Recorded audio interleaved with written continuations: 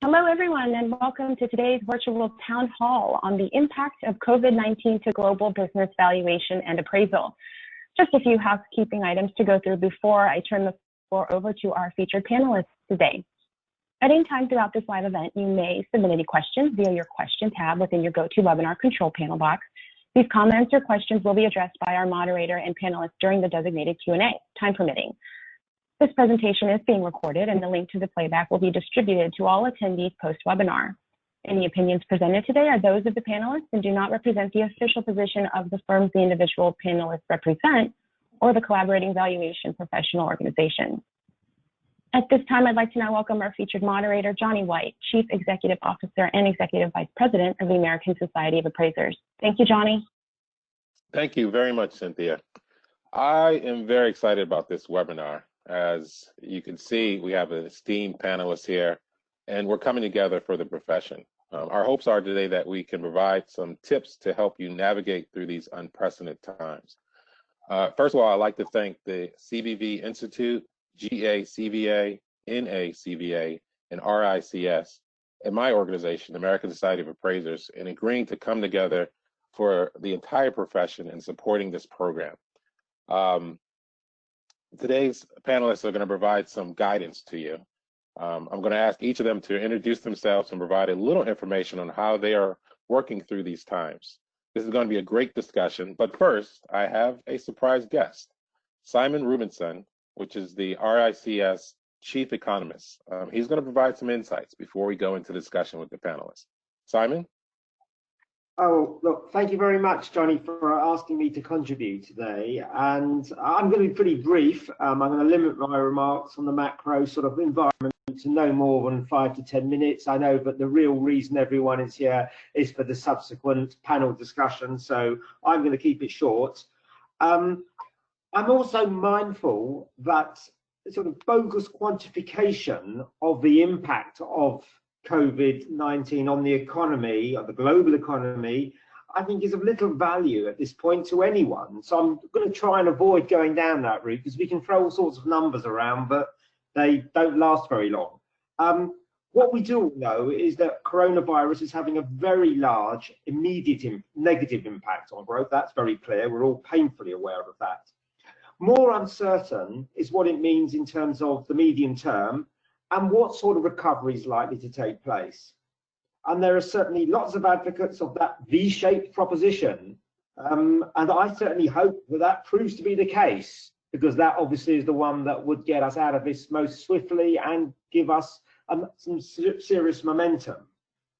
But looking at the balance of risks, I would be more inclined to put a stronger probability on something perhaps more akin to a tick-shaped outcome rather than that straight V-shape.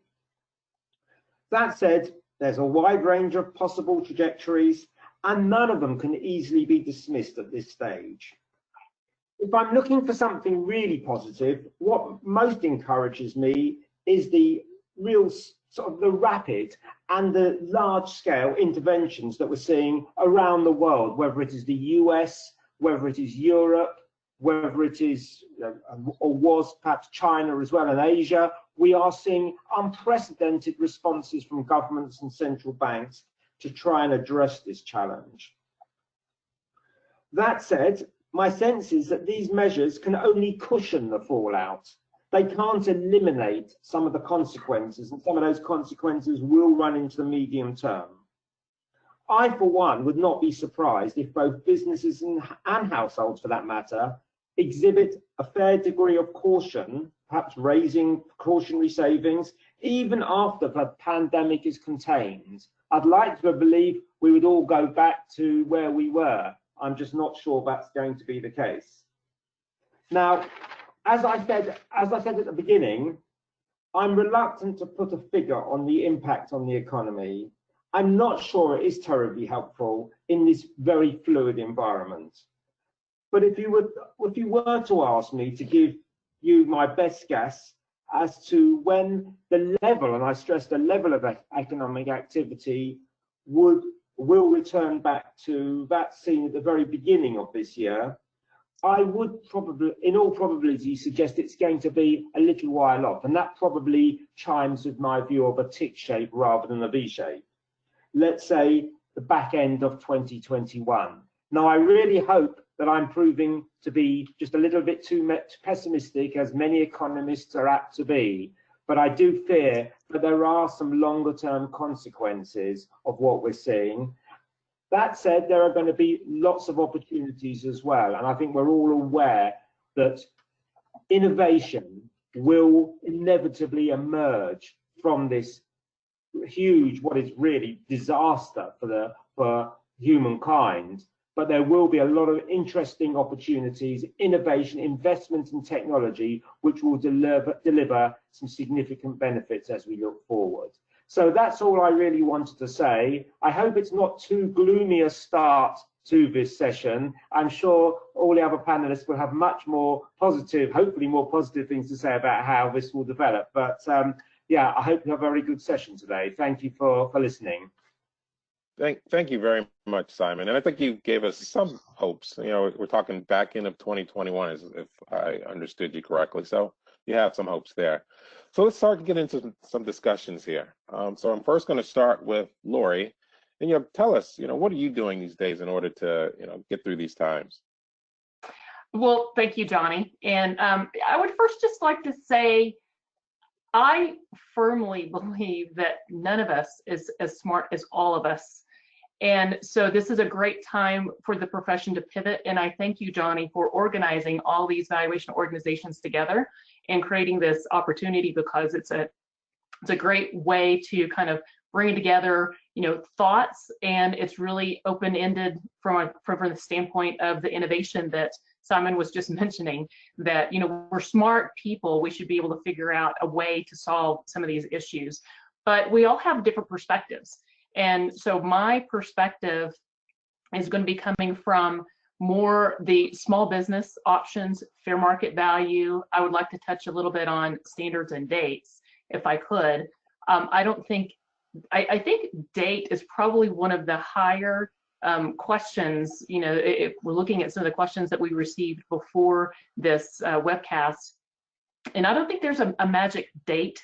And I know that some of the other panelists will be speaking to that as well. But when I think of date in general, I also think of standards, what was known or knowable as of a given date, because that's kind of where we live. And so I think before we can answer, what do we do as of 12/31/2019, we kind of have to take a quick step back and think about what areas of our standards are really applicable. And again, I'm framing this from fair market value, small business. I'm not talking about financial reporting. We have someone speaking about that here in a few minutes. But I think the date question could be very simple and straightforward if we think about what our standards say. So what was known or knowable as of a given date? Do we have any scope limitations? That's the second element. Do we have sufficient relevant data to do things like make normalizing adjustments or achieve our valuation conclusion, or do we not? And the big one that a lot of people are talking about is, do we have subsequent event disclosure issues? Now, I'll go backwards. Well, I guess there might be a fifth area, extraordinary assumptions, but thinking about subsequent events and valuations for different purposes. If we have a December 31st, 2019 valuation date that we're stuck with, and I think where I've heard people primarily talking about this is family law, because if you have an estate issue, you could use an alternative valuation date. If you have gifting, you could certainly advise your clients to let's gift at March 31st, 2020 to clearly take into account known events, right? But if you're stuck with a specific date and your circumstances dictate that you can't move off of that date, subsequent event disclosure, just giving a disclosure, even if it's prominent in your report, hey, there's the subsequent event that wasn't evident on December 31st, 2019.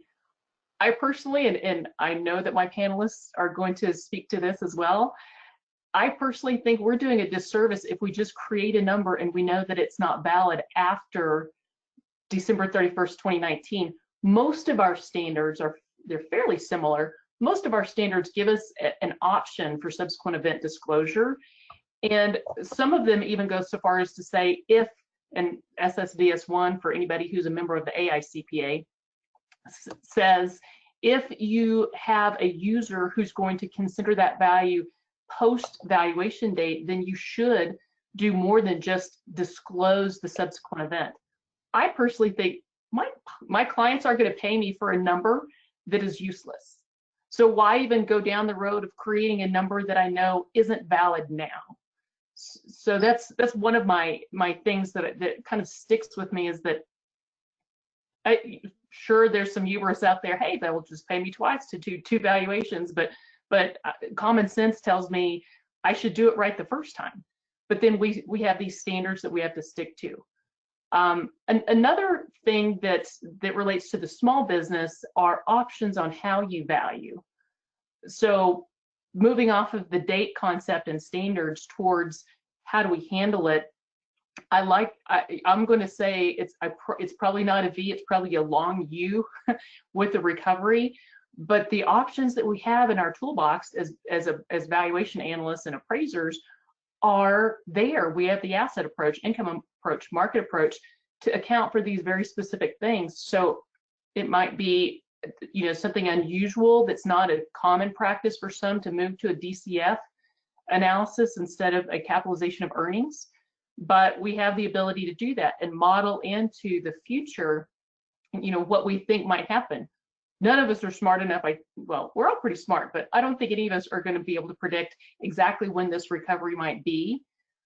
But taking a step back, we have long-term versus short-term expectations. All of those concepts are in DCF. And whether we're using a discount rate that varies in our future years, higher risk in the nearest term and less risk in the longer term. So we might have multiple discount rates and then a different long-term sustainable discount rate. But I think we need to keep in mind short-term versus long-term concepts, because I think the focus right now in so many conversations is the short-term, what do we do? And we're getting away from long-term. We're going to have probably a backlog of work and products and services from so many small businesses that there will be a recoupment period. We have the government stepping in to help bail out. We need to model those effects into our analyses. So with that, we have some great questions that have been submitted, and I know that other panelists are chomping at the bit. So I'm going to yield. We were given an amount of time. I'm going to yield my time back.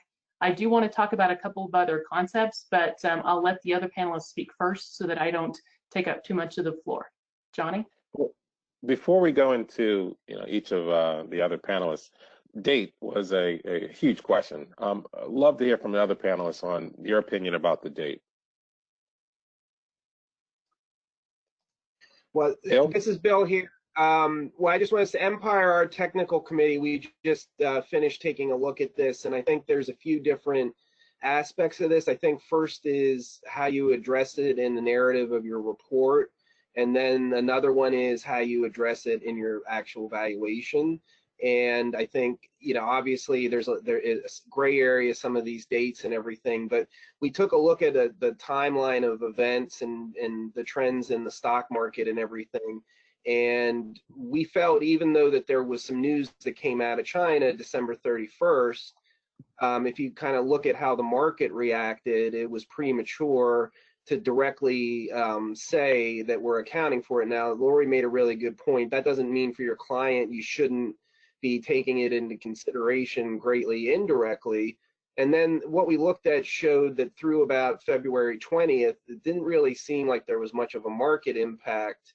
And then there started to be an impact. And then I could get into more detail on my part, but by March 8th, it was overly clear, and it would really be hard, given everything that was going on, to say there was not an impact. So we have these different valuation breakpoints we put together and different narrative for the different breakpoints to address things.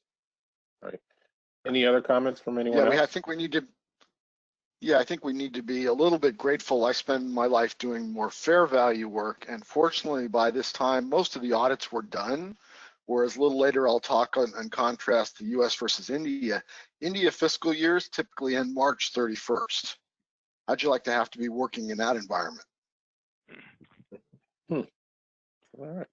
All right. And well, Johnny, I'd only add that I think Bill's timeline is absolutely appropriate for the U.S. The question is, there are valuations obviously taking place all over the world, and even U.S. companies that own subsidiaries that would be impacted at different spots, and so people need to adjust that timeline forward or backward based upon where the business is at least doing most of their activity. Right. Absolutely. Absolutely. All right. Well, let's go to the next panelist, Stephen. Good afternoon, everyone. Let me start by saying that I agree with Lori and James and Lee, Bill, on the date issue. I do think it'll be country specific, but I certainly think the range you're talking about is when there was an inflection point. I also want to say that I agree with all that Lori said. And in particular, there will be legitimate but very disparate views about all this. Some strongly feel a V recovery is appropriate to assume, some think a U shape, but there are very definite and legitimately different views. I don't think there's one size fits all today. I also think that it will be acutely important to determine what definition of value is relevant. Is it market value? Is it fair market value? And if it's fair market value, how does fair modify market and modify value? And in different countries, there's different emphases. Certainly the concept of fair value will be the warmest or provide the broadest umbrella for equitable considerations. I also think that the equities in the court, if you're dealing with a family law matter versus a public company oppression matter, there will be different kinds of leanings. And I think we'll have to be very sensitive to them. I do think that we will be stuck if you're at a December date. I don't think there'll be the ability to say that there was a lot of foresight, that one could anticipate these events. And there'll be a really difficult situation where somebody needs to fund a purchase or even a matrimonial settlement with resources that are dramatically diminished. And so perhaps the courts or equitable considerations will prevail, but there could be a very, very crippling dichotomy where you have legitimate value in December and no ability to fund or pay later on. I do think that notional valuations may have to be qualified. There may be scope restrictions. I think if you need to undertake a value in the near term at a relatively current date, there may be very little transactional data, only anecdotal data, and a qualification may be appropriate. I do think that in the public markets, they're predominantly reflective of minority interest trading. I think there was a lot of compulsory selling. I don't think that they are reflective of control values. So I think the bid-ask spreads and the dramatic drops in value are not reflective of what a control buyer would pay or a strategic buyer would pay. I think that margin calls, a lot of hedge funds were selling due to margin or debt constraints. And so the best product was sold early and it was dumped. And as a consequence, even high quality bonds traded well below par. Some of them have come back, some not yet. But I would be very cautious in interpreting market data as reflecting willing buyers and willing sellers. In the communities with which I'm familiar, good buyers are being very careful. Good sellers are not interested in selling today. A strong seller is not interested in selling today. I think they're holding all the good businesses off the market because it's an inopportune time to go to market. I think risk has been repriced in the private credit space. I think risk has been repriced in the private equity space. I think that a premium is being demanded to transact at this time. And I think that Warren Buffett's quote that, and I'll just read it because I can't remember it perfectly, but risk comes from not knowing what you're doing. And I think that that is true. If people don't know what is going to happen today, and so they assume there's a ton of risk. I do think that the transactional markets are looking beyond the next year. I think they're using DCF methods to account for the dip, but then they're looking beyond the dip. I do agree with Lori, they're using dual cap rates. They are doing extensive scenario analyses. So there's a wide range of sensitivities that are being tested to get a sense of how the businesses will perform over the next 18 to 24 months. I think that there's a great debate about what sociological changes are going to come from this experience, what long-term trends are being accelerated. So, officing at home, ordering out, eating in, transportation issues. There will be long-term trends, and I think we can only speculate at this point. I don't think anybody has visibility, but they have introduced opportunity and risk. I think that Chris Mercer's, what he calls the quantitative marketability discount model, his DCF analysis is really helpful to analyze minority interests in particular. I think Damodaran's work in his book, The Dark Side of Valuation, is very helpful also to deal with this kind of volatility. They're really good reads and informative. I think that, what else do I think? There is a lot of dry powder in the PE space. I think strategic buyers, the larger strategic buyers, do have lots of dry powder. I think there will be lots of opportunistic transactions over the next 6 to 9 months.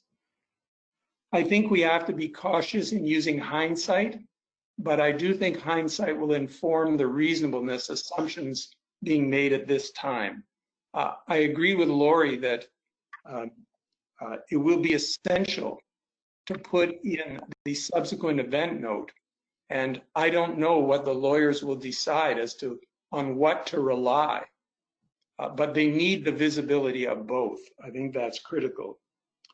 I am familiar with the repricing of the equity risk premium, and I don't know the truth of it, but it does seem reasonable that in valuations, if you must value at this time, there is surely a 10 to 15% diminution in enterprise value. If you had to transact at this time, I would guess that that's a minimum reduction for taking the risk today. The problem is that where there's a lot of leverage, that's a very large equity erosion. And it's hard to know the ripple effects of all of that. And I think it's a bit of a circular discussion because a 10 or 15% reduction in enterprise value is a dramatic erosion of equity.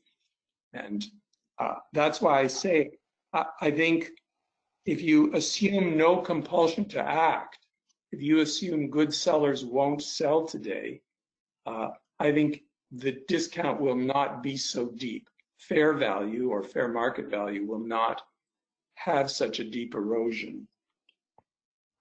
What else? Let me look.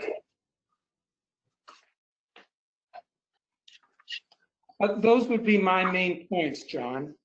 I do think that over time, our perspectives will evolve. So I think over the next 6 months, we'll have very new and perhaps different ideas. But I turn it over to you.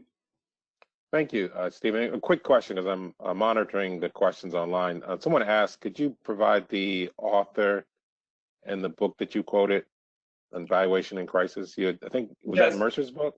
No, that's the Motorin's book called The Dark Side of Valuations, Valuing Old Tech, New Tech, and New Economy Companies. But he deals there with volatile markets, and it's very helpful. Perfect. Thank you. Any comments from anyone else related to what Stephen just discussed? All right, Johnny? well, let's go. Oh, yes, Lori, go ahead. I do want to, just because I'm thinking about this, the discount concept that Stephen brought up, I think is important to pay attention to. There are some studies that are being done out there right now. The one that comes to mind is a group, the name is Merger Shark, I believe is the name of it, that is doing some LEAPS studies, but they're including long-term equity anticipation studies. They're putting in calls and puts into their analysis, and they're tracking the large 30 largest cap companies.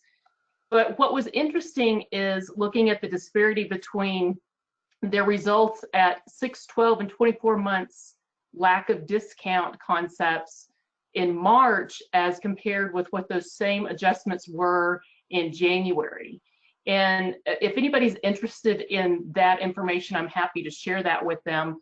But as of March, they're looking at 6, 12, and 24-month discounts being 15, 21, and 36%, as opposed to those same discounts back in January being significantly less than that. And so I just wanted to bring that up because we do have evidence from the public markets, but I'm not convinced, and that fits in, Stephen, with what your range was, but I'm not convinced that the public markets are looking and acting and changing in the same way that there's just this broad, huge brush adjustment for private companies, small companies, less than 500 employees, that I think are getting a much different, they're at the end of the tail that the dog is wagging, not at the base, right?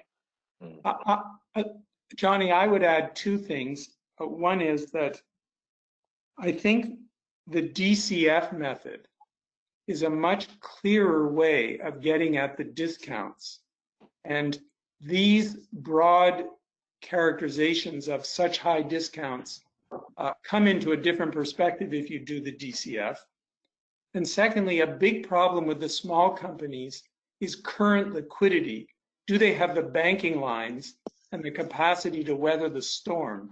And again, the DCF method can deal with that. It's very hard to capture when you're talking only about multiples. Multiples of what? Like what's normal? Gotcha. All right. Well, thank you very much, Stephen. Let's move on to the next person. Jim, give us some insight here. Yeah, and Stephen's comment was actually a perfect segue because I'm going to touch on early stage companies that are institutionally backed, i.e. venture backed, as well as some private equity. And then right at the end, I'll talk a little bit about India and sort of a contrast between the US. So I've heard a lot of people talk about, oh, this looks like 2008, 2009. For the early stage institutionally backed company, this looks much more like 2000, 2001, when the dot-com bubble blew up. You are seeing a lot of investors at this point taking a step back, which is exactly what happened then. Back then, VCs they used to provide first round capital. They were your primary first set. After 2000, 2001, they stepped away from that. Angels and super angels had to step in to fund those companies. There were virtually no Series A financings. That's a very real possibility here for companies in terms of seeing what's going to happen there. That early stage segment always gets hits first because that's the highest risk capital that goes in. It's at the bottom of the liquidation preference stack as the company grows forward. So it tends to be the place where if someone's going to reduce risk in their portfolio, that's clearly the first place that they do it. The one thing that's very different here that I don't know if anybody's really thinking about is back in that time period, venture debt was in a very nascent stage. Most all the capital that was in these companies were equity. Now venture debt has become much more established. It's in a lot more capital structures. So previously when a VC could say, Mr. Company, we're not going to give you any more capital. Do what you have to do to survive for the next 6 months, and then let's talk then, if they were sort of on the fence on that. Well, if there's a venture debt provider sitting on top of them, they don't have that option because that person will foreclose. So now they have to get off that dime. So they're going to either have to say yes or no on these companies that have that in their capital structure. They can't just sort of kick the can down the road for 3 or 6 or even 9 months. And make the company sort of prove that they want to be a survivor. So that may change dynamics in terms of those. We may see more of those companies get passed because you can count on right now the investors are, if they're not doing a force rank, they're doing it qualitatively to say, okay, who are we going to support? Who's kind of in that middle ground, and who are we going to walk away from if we need to conserve capital to provide it to those companies that we support? There is a lot of dry powder out there, but a lot more of that sits at the growth capital level than it does at the venture level. The venture guys are counting on having to support their companies through multiple rounds, but if the dynamics of the cash burn changes, they have to push more capital to the companies that they need to support. So that's an important one. So long story short, what you've got is cash and burn rate become paramount. These are the two things from a valuation standpoint you need to be paying the most attention to. How much cash do they have? What did their burn look like before the shock? And what are they able to bring that burn rate down to? And what does that mean in terms of extension of runway? That's going to drive how you evaluate risk in these companies. Because if there was some companies, and it was amazing, and some people must have been really paying attention because a lot of companies raised capital in Q4. I do a lot of work in the venture debt space, and a lot of portfolio companies were putting lines in place. They were raising equity capital. So somebody clearly saw something coming down the road. But for the companies that are in the midst of a round right now, or maybe we're planning to raise in the summer, these folks have got some trouble on their hands. These rounds that they thought were going to close in a month, they're not. They're going to extend out. There's going to maybe a lot less appetite come May, June, July for funding the next round. And it's, one of the questions somebody asked is, will venture capital valuations come down? So you can pretty much count on that. These people know how to take advantage of a situation, and they will, in fact, extract a premium for funding you in this type of environment. We are already seeing in this space reductions in force, as people try to bring their burn rates down. That's happening. You're seeing people draw their venture lines if they've got them, or any other kind of debt lines that they have available to them. People are trying to bring in as much cash, and you see that across the board. You're seeing that in public companies. And one of the things that some of my clients in the space were looking at back in February in that time frame was, gee, we need to watch for an acceleration in requests for draws, because that tells us that things are really starting, that the view is changing within the companies, that they're recognizing that there's more risk, that things are going to extend out. And in fact, you started to see those requests coming in the early March timeframe. So that sort of goes to date as well. It's like the investors were thinking about it in February, but they were really seeing the evidence in early March. And so that can inform your decision somewhat about, okay, how heavily do I need to take this into account from a risking standpoint? One of the challenges is, as Johnny made a comment about, it says, what are you valuing? Are you working off, a lot of these companies don't have DCFs. Are you working off a multiple of revenues or future revenues even? You may need to push for them to do forecasting in terms of this, and then build scenario analysis into that, because there's just simply no way to have any confidence in a point estimate at this point in time for these companies. Even if there was before, it's even less certain now. So looking at that, if you've got the scope and the fee associated, now is a great time to introduce Monte Carlo to your models. Just make sure that you take that, the fact that you've captured that uncertainty somewhat there, into account when you're arriving at whatever your appropriate cost of capital is. You don't want to double count there. But here's a way to address those, particularly if you've got particular areas of uncertainty given your industry. It's going to vary a lot by industry. One of my clients is in the cruises area. Their CFOs told us they have virtually no revenue. They don't anticipate having revenue for at least 3 months. Fortunately, they have a strong PE sponsor behind them, but even then, how long will that PE sponsor, be willing to foot the bill until they're going to start to want to extract some additional value and make sure they protect their IRR going down the road. So that's another area that I think that folks need to be paying attention to in terms of that. All right, I think that those are the high points on the venture back. The only other thing that I might say is when we're talking about valuation erosions, you may not see it in pricing per se. What you may actually see it in is terms. So you may see multiple X liquidation preferences. You may see greater than 1X conversion rates in the conversion from preferred to common. You may see increased participations, either capped or uncapped. A lot of those things can drive value to the investor without actually changing the quote price per share. So that's one of the things that you may pay attention to as you're looking at, okay, what's the perceived risk? If those things start to come in, clearly the investor is perceiving more risk there and they want to be compensated for it. The other thing I'd like to talk just briefly about is using sort of India and US as a comparison in terms of what's going on and what to consider when you're doing a non-US valuation of a non-US company. As we alluded to earlier, obviously, you need to pay attention to where they are in the cycle.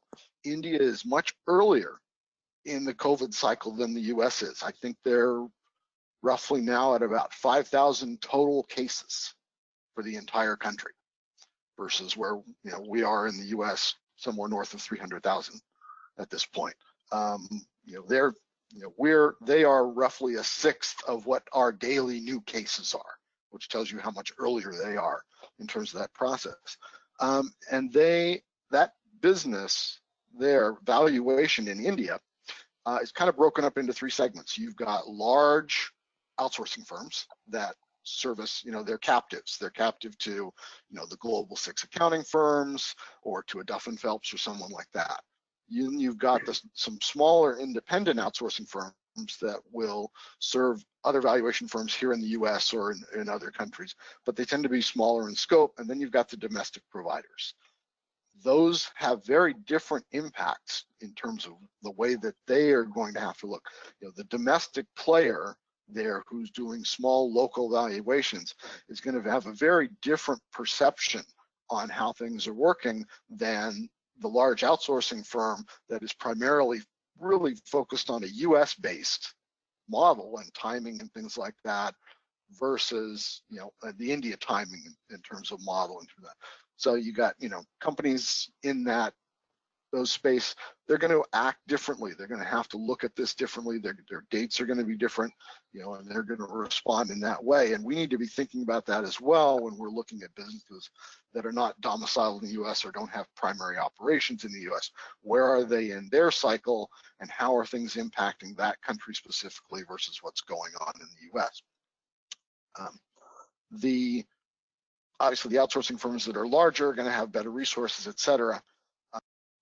But I think one of the things that is similar between the US and India is that while the dates may not be exact, the India reaction was both relatively quick and very broad in terms of the way that they did it. I mean, they took very seriously on March 22nd, they did sort of a quote a popular lockdown. In other words, it wasn't mandatory. 2 days later, the mandatory piece hit.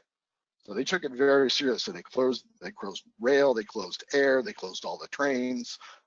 They've reacted very well to it in terms of doing that, and they put the legal force behind it as well, which is something that the U.S.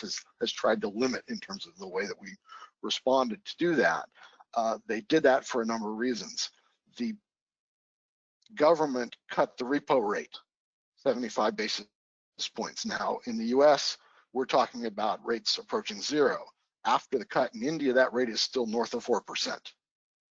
So there's a different animal there. Well, that obviously may create some capital flow longer term. They also lowered their reserve rate, which is the rate that the banks have to hold in terms of their capital.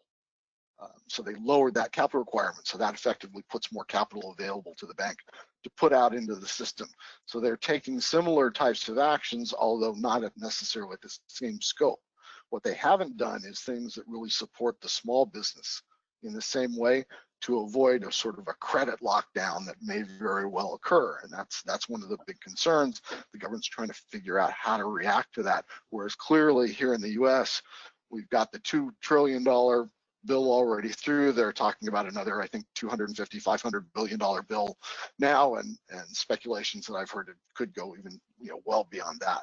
So both governments are reacting. It's a matter of pace and where they are in the cycle in terms of doing that. But one of the things that has me concerned personally in dealing with the people that I deal with in India is that culturally, India is very different, and it's different in a way that's going to make control challenging, controlling this virus. When you and I say, oh, we need to shelter at home, we go home to our home and we shelter in. When you tell a young Indian professional shelter at home, he will travel to his family's home, however many tens or hundreds of miles that may be, and he will shelter there. And this is both the men and the women.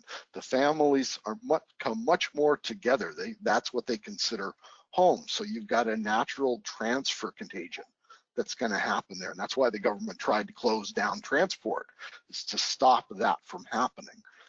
But they've had limited success from what I've heard from the people that I've talked to in terms of doing that. Social distancing or isolation is much harder there. It's just the nature of the culture is they gather, they do things together, they want to be in groups, etc. So they're trying to deal with that, but again, compliance is an issue for them. It's a challenge for them. So all of these things ultimately are going to change the dynamic of how this rolls through ultimately, and as it rolls into businesses there.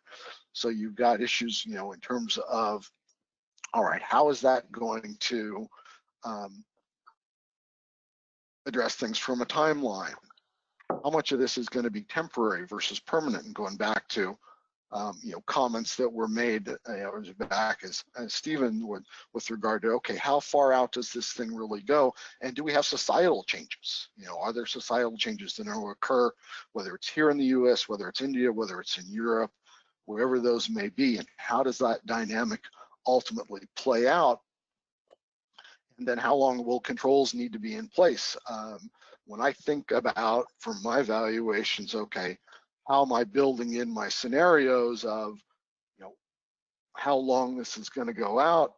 One of the things that I have to harken back to is to the Spanish flu pandemic in 1918. That pandemic started very similarly. There were lockdowns, there were controls, there was distancing. As soon as things start to improve, the government relaxed those restrictions. And you had a much larger second wave come in where many more deaths occurred. They locked it down again. Same type of thing happened. They waited longer, but they had another where they relaxed controls, and you had a third wave. And all of this occurred in a 1-year time span.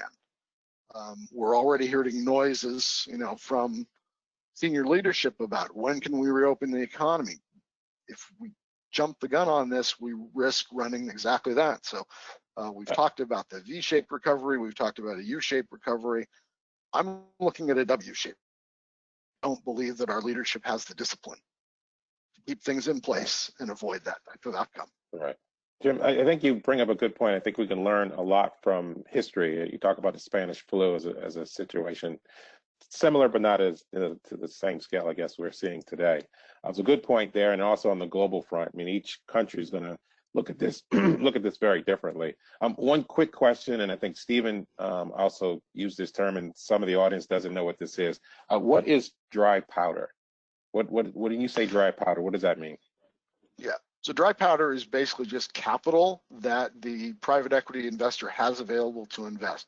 So the typical dynamic for a private equity investor is their limited partners commit a certain amount of capital. Well, they only draw that capital when they have a reason to use it. So they may have commitments for, a fund may have commitments for $1 billion. They may have only invested 200 million of it, and they're looking for deals for the other 800. That 800, taking account any that they need to support those future earlier deals that they've already done, is dry powder. Gotcha. Thank you very much for that. All right, so Bill, let's go to you. And Bill, I've seen a couple of questions here. You talked about dates. They would love to hear, somewhat of the timeline that you kind of talked about. If you can give some more detail there. Yeah, who would have ever thought a month ago that like a hot topic would be valuation date selection? I think that would have been 100-to-1 odds in Vegas or something like that. But now it is. First of all, I'd be happy to share, if you just go to our website, my email address is there. If somebody wants to email me or LinkedIn, I can send something to you. But first of all, really quickly, I just want to say, first of all, I hope everybody's doing well and staying safe and doing well in this adjusted world. We are at the epicenter, I believe, in New York City. We've been out of the office for about 3.5 weeks, and it's a different world of staying in touch with people through virtually and everything. And I hope everybody's doing well. But yeah, as far as the timeline's concerned, December 31st, 2019 is our belief that it is not very, even though you want to take it into consideration indirectly, it's hard to support that you could account for it directly as of that date. However, there was some information that was coming out of China, but at that point in time, nobody had even, it was not till a week or so later that they identified it as a coronavirus, and it was not until a little bit after that time that they identified it as the COVID-19, and then it wasn't until around, if you just look at it, all you got to do is just pull up a stock, I'm talking mainly US stock graph, and you can just see around February 21st, the decline, and then it kind of leveled off for a week.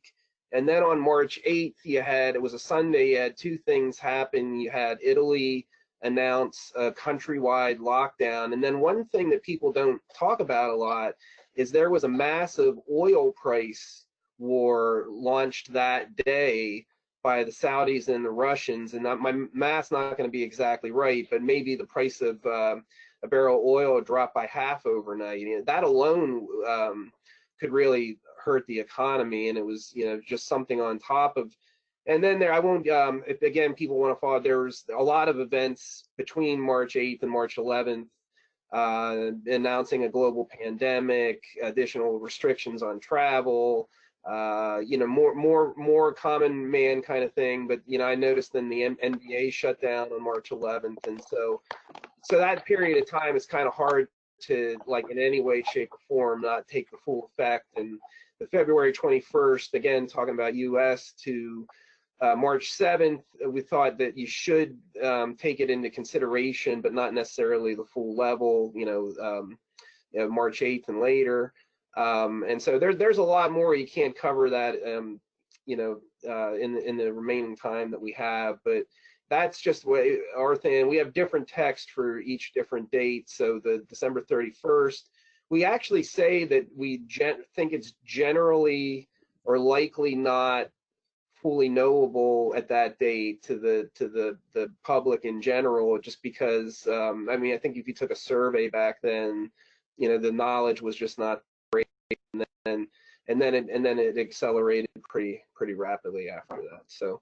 So that's the valuation dates in a couple seconds. Another thing I learned, anybody who's an economist, maybe you can just send me a summary. I never knew there were so many different letter shapes of the recovery either. I knew about U and V, but there's T's and W's and all other shapes, things like that. So somebody maybe can email me a glossary of the different forms of recovery. And I'm not gonna, I have my own thoughts about that, but I'm not going to, like the economist said, I had a lot of respect for him by admitting nobody really knows at the moment right now what's going on.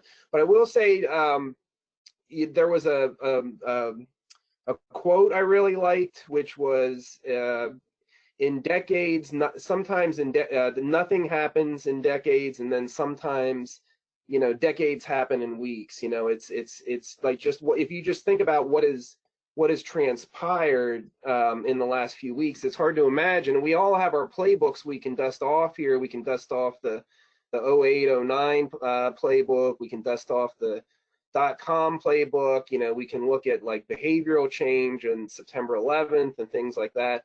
But in my opinion, this is a multi-pronged situation, unlike anything I've ever seen. And it's not just one, it's really a financial, a health, and a behavioral crisis. And there's a lot of factors for each of them that would really need to be taken into consideration. In terms of the health-related impact, to kind of look at it as three separate phases.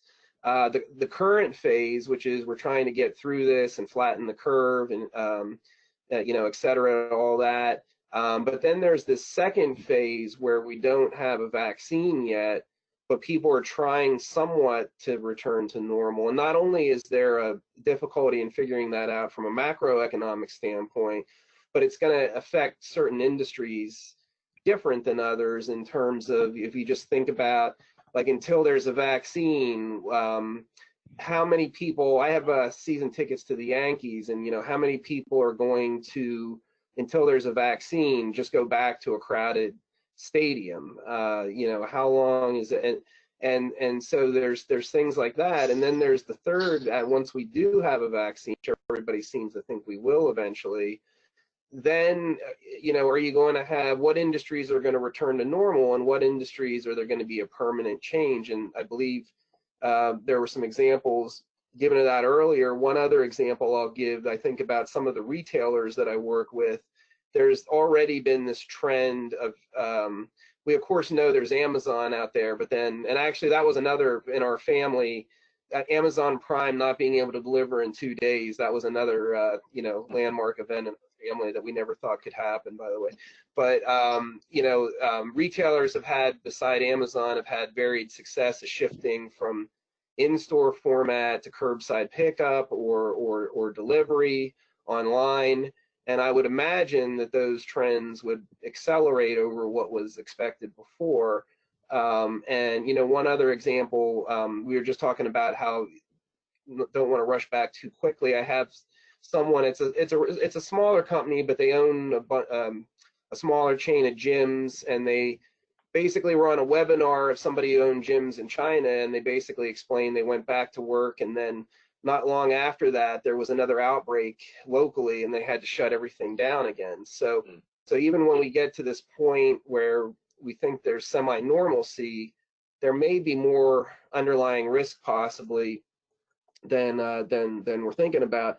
I will say though, from a valuation standpoint, while you know, while things are, oh, and one other thing, even just this morning, Disney announced that they're looking into checking people's temperatures when they go into the amusement parks, which I know some of you are thinking right now, well, a lot of people are asymptomatic. You know, I know that, but it's just another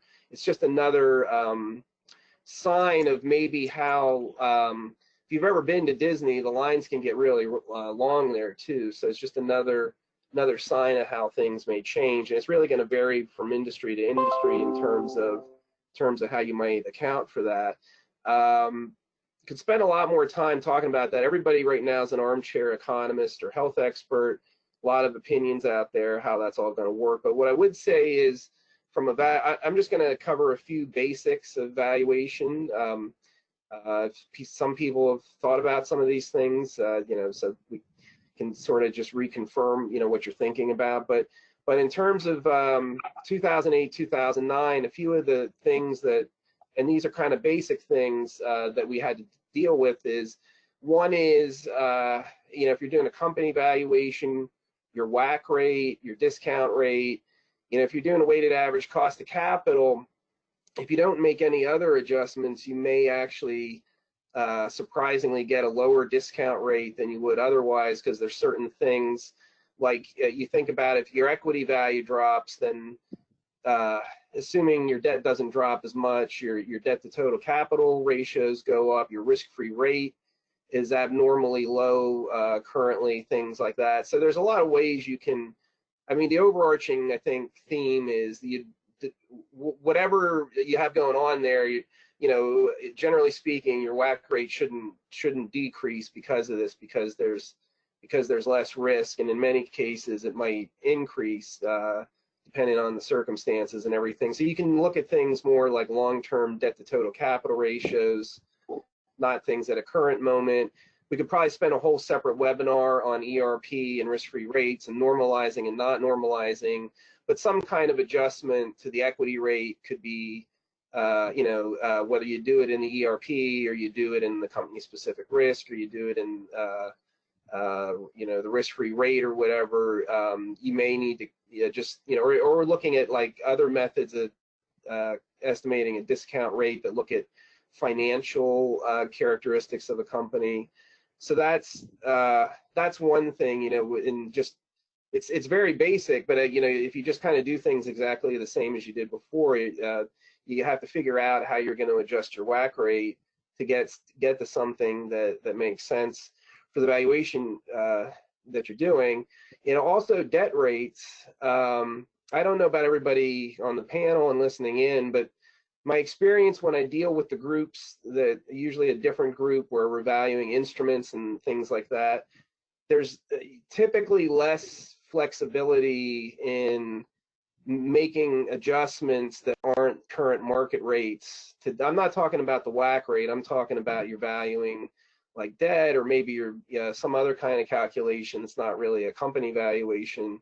So that's a trickier thing to deal with too. And then when you're looking at these companies, they say, do they have a liquidity issue or a solvent, or is the liquidity issue turning into a solvency issue possibly? So you have to look and see, you know, how this is affecting these firms, and you know, really beside the market data, it could really possibly affect your debt rate. And just another way of thinking about things, there's a direct relationship between volatility and risk for a company. So you obviously, volatilities are up significantly right now.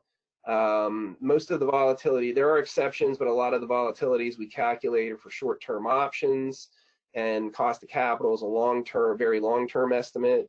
So you have to be careful about not matching sort of the right assumptions to things. But if you're doing shorter term calculations, like for example, we do quarterly valuations for earnout payments, where we have to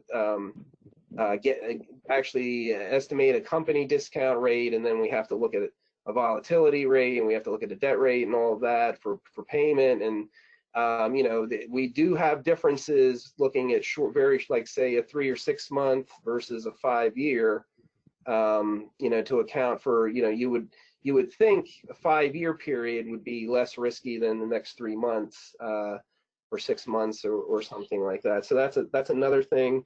I have a list of things here to cover. Maybe I'll just cover one more because I don't want to take up too much of the time. We had talked a bit about market multiples already. In my world, regardless of what you think personally about how valid it is at that date and all that, it's something we usually always look at, and we're hopeful. We think there's enough reliability to it, because the more support we have for the valuation that we do, the happier we are about that. And obviously understand, maybe a DCF or a scenario analysis, maybe in these kind of situations, maybe that is more useful. But in the real world, we're still doing them, and it's tricky because your trailing 12-month info may not be worth anything. A lot of companies aren't giving out estimates of how they think they're going to do, or the estimates are not that reliable. And so there's a lot of uncertainty related to that. So what we just try to do is we present it in a way that we think is most supportable, but when we're just kind of looking at it from a conceptual standpoint, we look at different data points. So, we'll look at what were things like before this happened, and then there's a presumption that it's a question of how much worse, but there's some kind of significant change that's happened, and so there's certain things you can actually adjust market multiples based on how you think that the WACC rate has changed or how you think the growth rate's changed, in addition to looking at what the current market multiples are.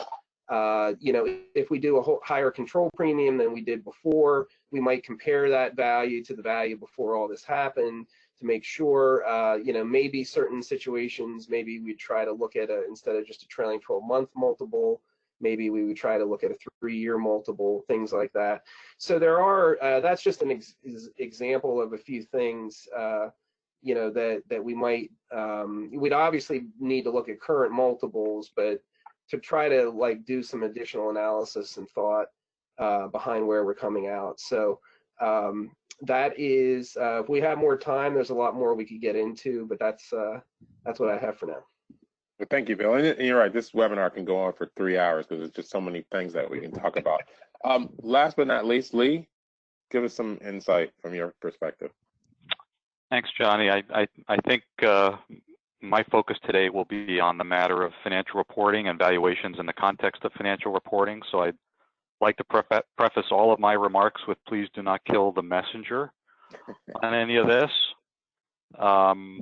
But obviously, as people are producing valuations for clients that are going to subsequently be reviewed by auditors and auditor specialists, there's going to be a lot of focus, obviously, on valuations as of 12/31 and going forward. So everyone should keep in mind when we talk about financial reporting valuations that are going to be impacted by the COVID-19 scenario, it's not going to relate just to goodwill.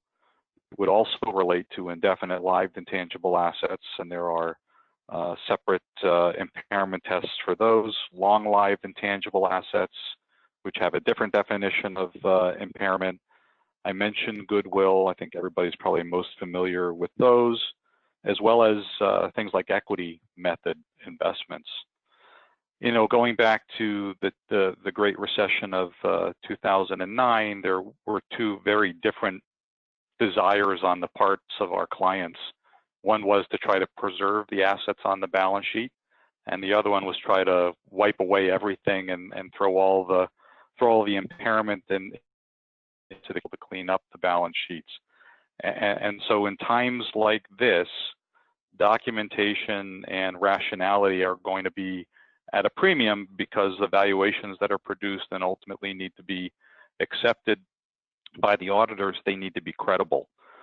And so I think Bill's probably done a very good job of mentioning a lot of the valuation issues that need to be considered. But let me put on my auditor's hat, if you will, and talk about a few things that I think auditors and their specialists will focus on as they review valuations in the financial reporting context.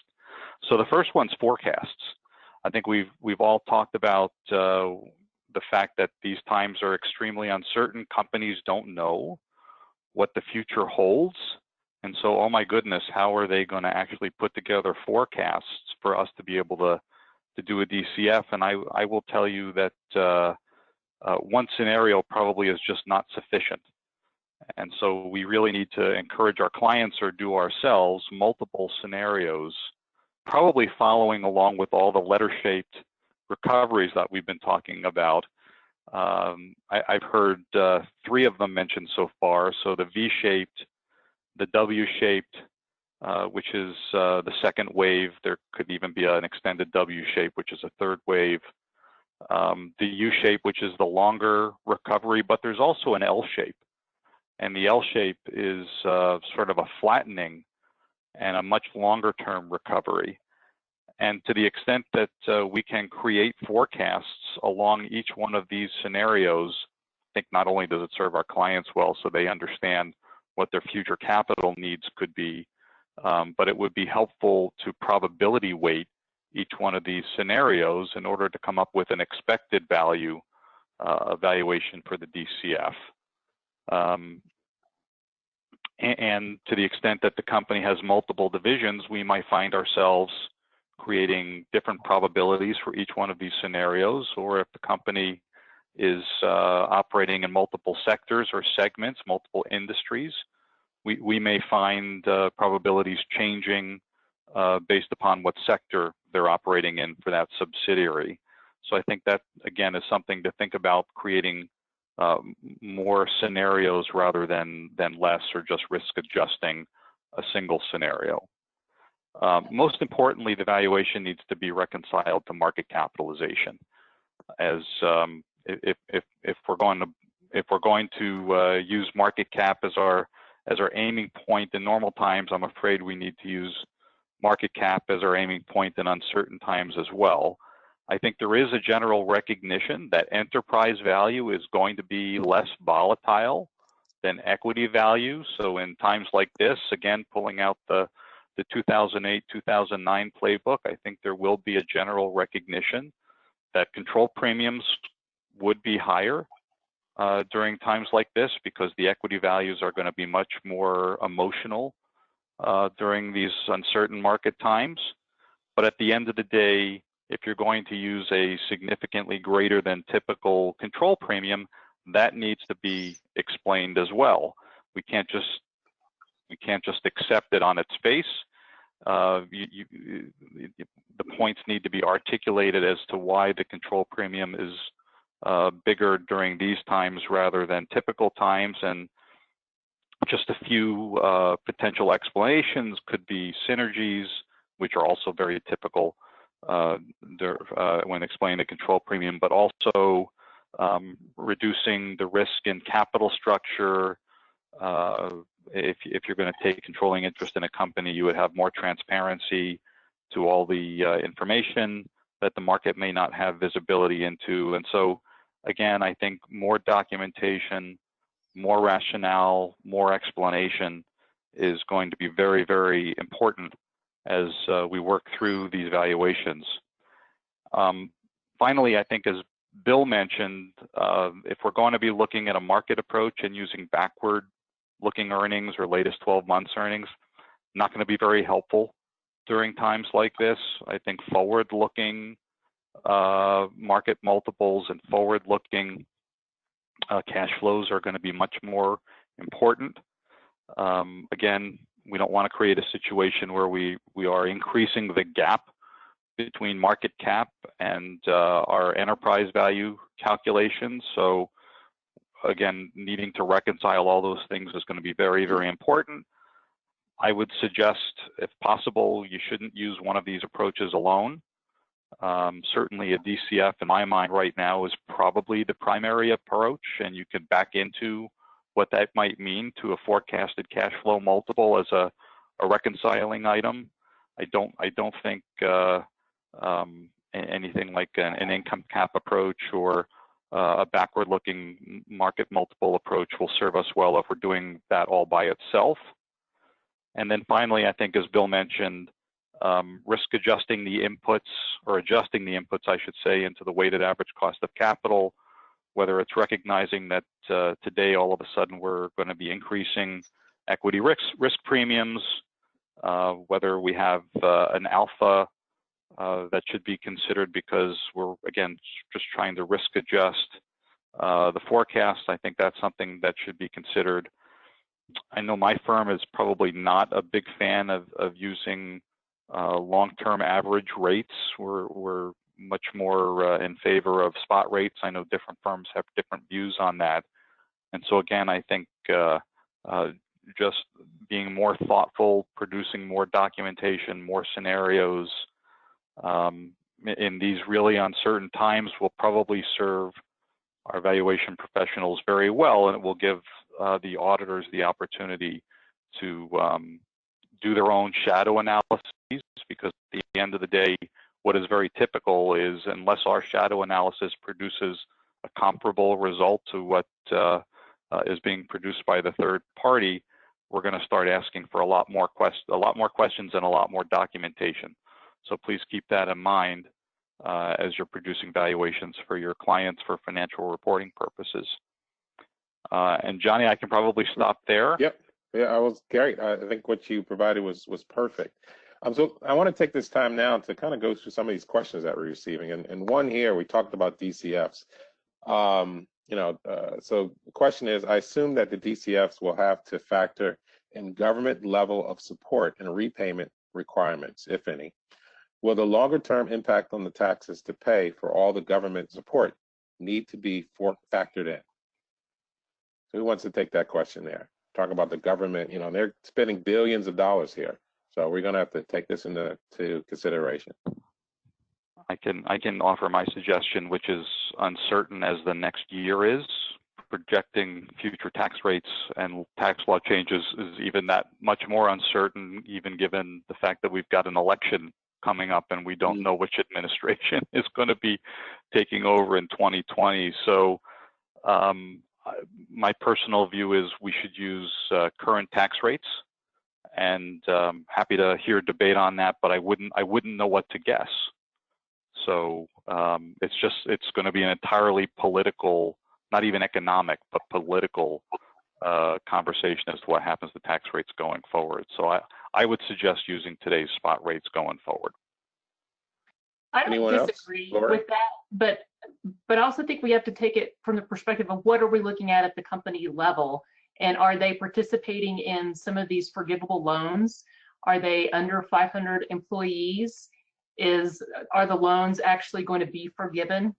There's some risk that won't be. But let's assume you have a company that takes some of the federal help and they use it appropriately so it offsets payroll expenses and rents and utilities while they're not able to earn, because they have to have revenue loss.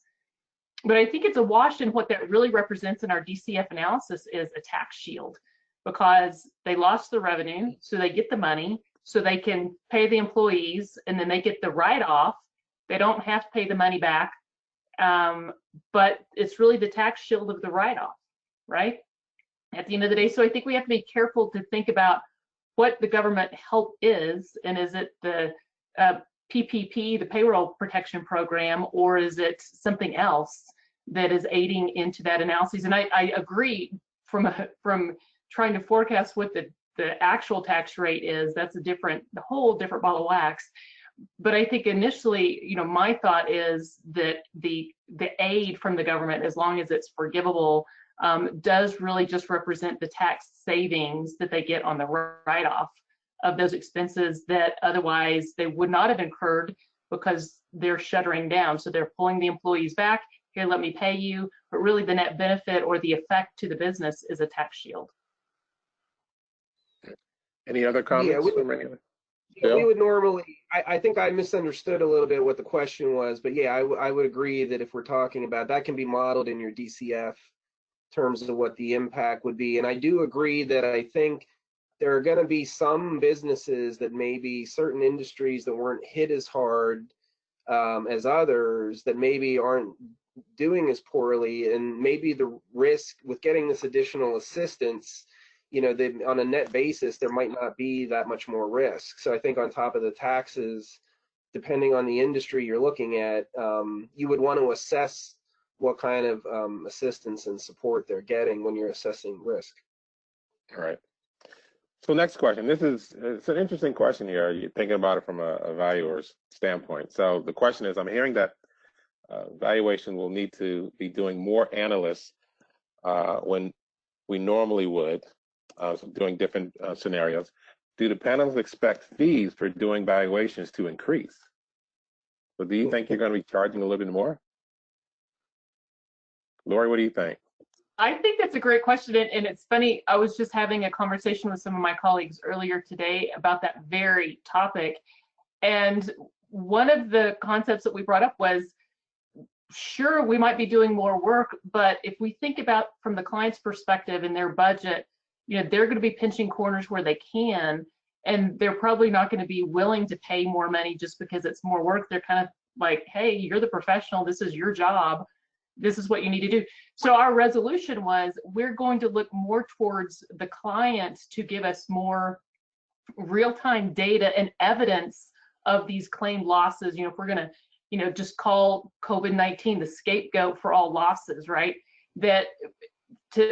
Maybe we do spend more time, but we rely a little bit more heavily on client inputs, emails of contracts that are being canceled, and evidence that this is really driving their downfall and it's not something else.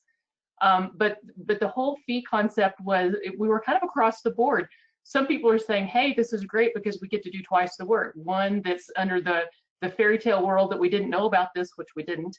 And then two, in reality, I don't think that's feasible from a client perspective, but I would like to think it is, but I'm not sure it's going to happen. All right. Any other comments? From a fair value perspective, typically in our engagements, we include a certain amount of audit review time. I think that's where we may see an uptick in fees, is if that audit review process is taking more because it requires more documentation and potentially scenario analyses and things like that, then I think we may be able to bill some of that. But I think baseline fees, it's going to be tough to raise them.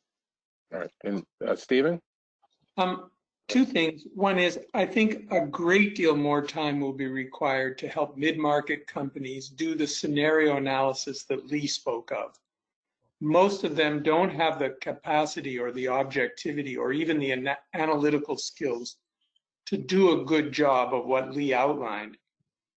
I think as to the fee, if it's a long-term client with recurring work, I think the considerate thing to do is to try and limit the fees as best we can and share the pain. If it's a one-time engagement and the circumstances are appropriate, I think the fees could be dramatically higher.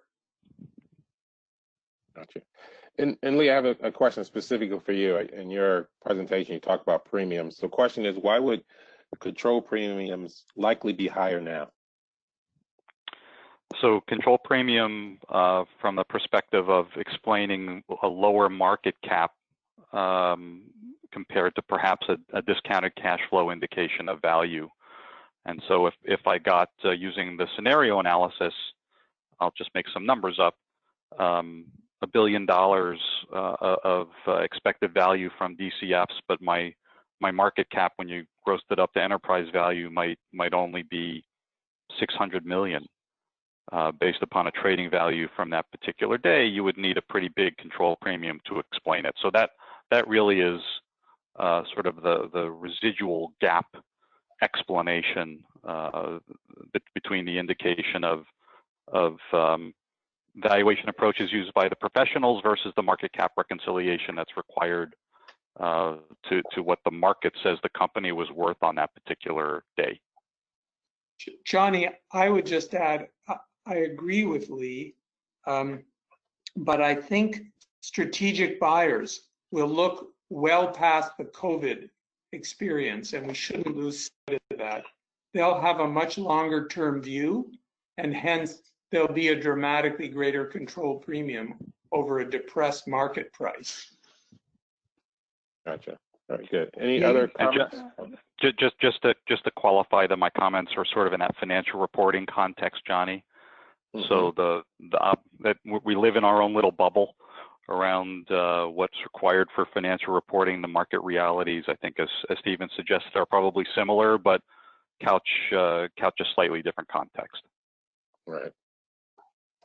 So staying with DCFs, so one question here is, what are the implications of COVID-19 on risk-free rates and their application in DCF? Well, I'll start.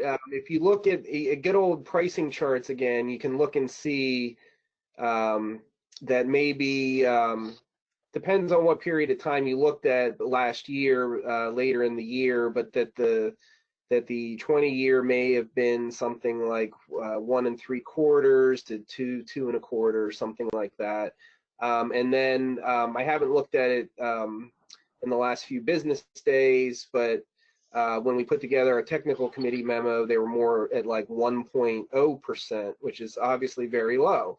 And so, like Lee had mentioned, there's a diversity of opinion, but at our firm, we don't believe in normalizing, even though it's suggested by Duff and a lot of other people do it. We don't normalize the risk-free rate, but we do think it's necessary to take a look at the overall equity rate that you're coming up with and make an adjustment, assuming that and then so the differential is about 1%, and so whether we put it in the alpha and note it as what part of the alpha is accounted for by that, but we see it as more of a short-term adjustment because we're in unusual times here from a market standpoint.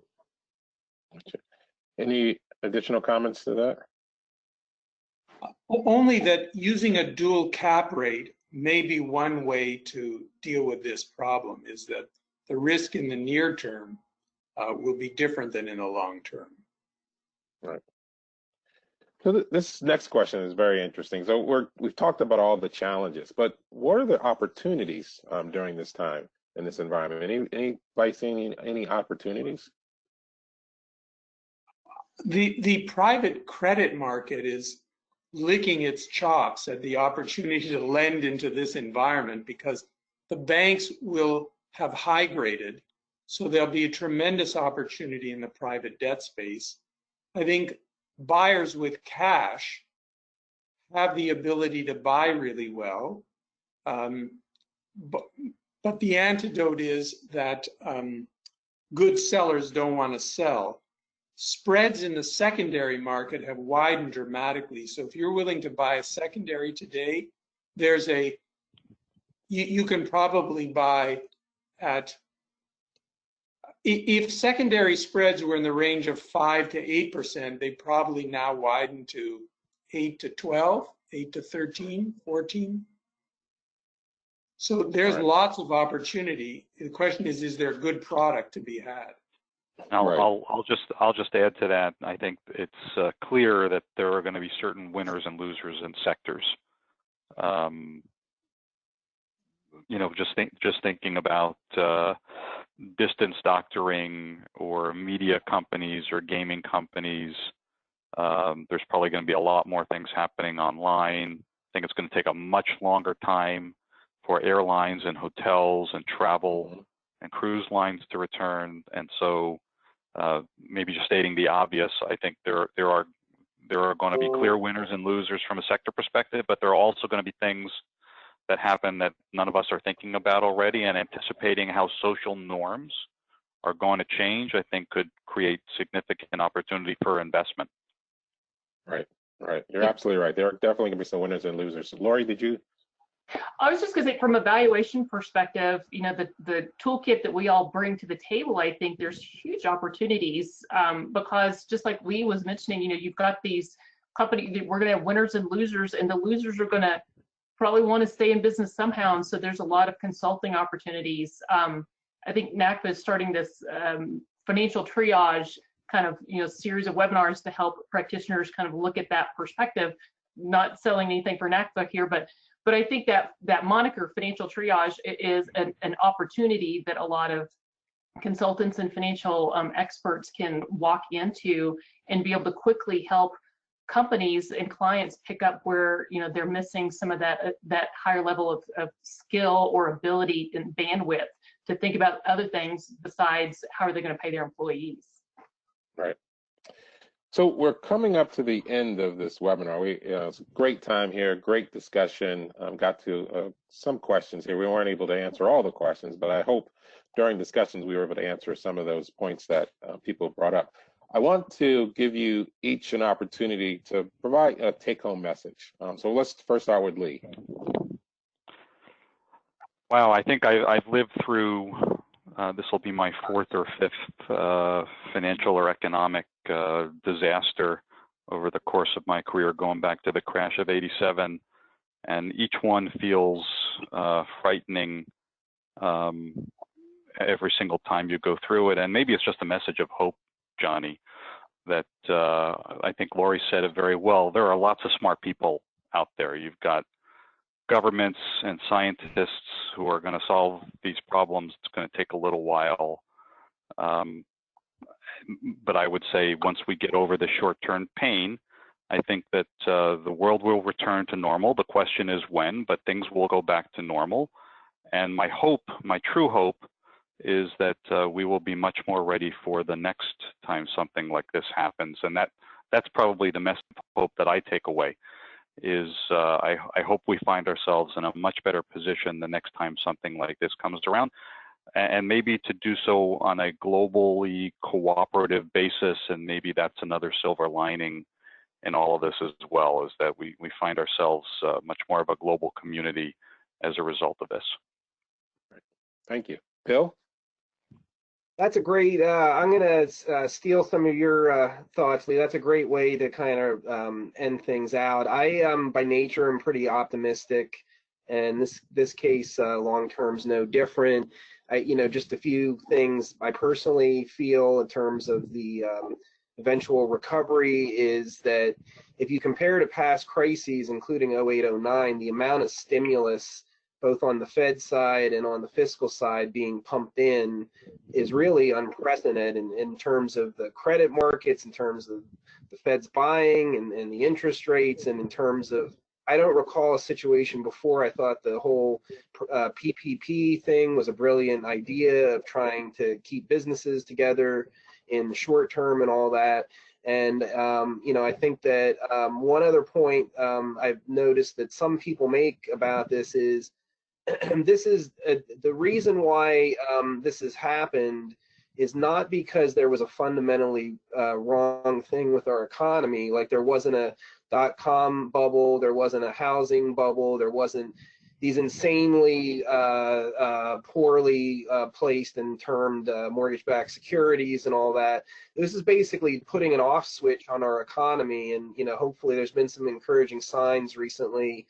Hopefully we can flip that switch back on pretty soon and look forward to some good things in the future. And that's how I feel. Thank you, Bill. Jim? Yeah, I think Bill and I could have an interesting debate about what position the economy was in advance of this, going all the way back to when the Russell actually peaked in August of 2018 and has been working its way slowly downward since then. But my message would be, really just more on a personal level, and that's that, connect obviously at an appropriate distance with your neighbors. Keep an eye on the older folks who are in your neighborhoods or whatever. Reach out and make sure everybody's okay. And just make sure that, we hang together in this. We will get through it. If you wanted to focus on one single thing related to the epidemic, look at something called the reproduction rate. That's how many people are being infected. When that number goes below 1, we're truly making progress. Until it does, we're kind of treading water. But take care of each other and do your best to hang in through this, and we'll all get there. Thank you, Jim. When you said reproduction, I thought you were going in a different way, though, but thank you for that. Jimmy or Johnny, come on. Go ahead, Stephen. I'm as guilty as you, Johnny, in understanding James. I think my colleagues have said it really well. I don't have anything to add, but wish everybody good health. Thank you, Stephen. And Lori. Well, besides the influx of babies in December 2020, I'll get past that as well. Bill,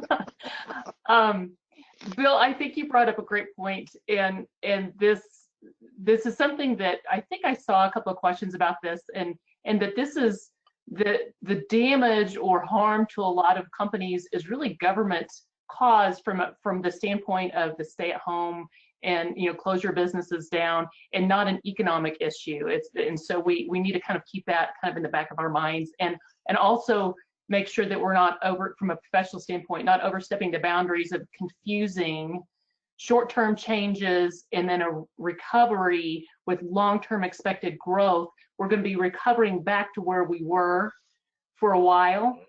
And so in those DCFs, we have to be really sensitive to basic, concepts of what did you put in the numerator, what's in the denominator.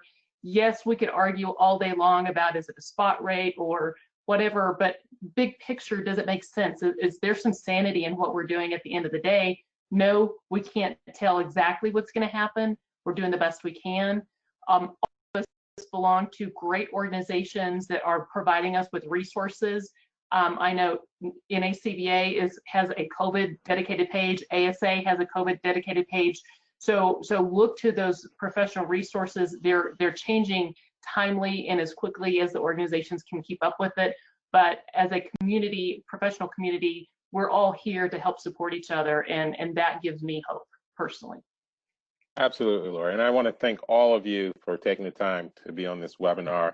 I also want to thank the organizations that sponsored this program, which are the CBV Institute, GACVA, NACVA, and RICS, and also ASA. I think the way that we're going to get through this is through partnerships like this. We're all in this together. And if we stay together, that's the way that we're going to conquer this. So thank you all again. And that is the end of our program. Have a great day, everyone. Thank you. Thank you all. Thank you. Bye.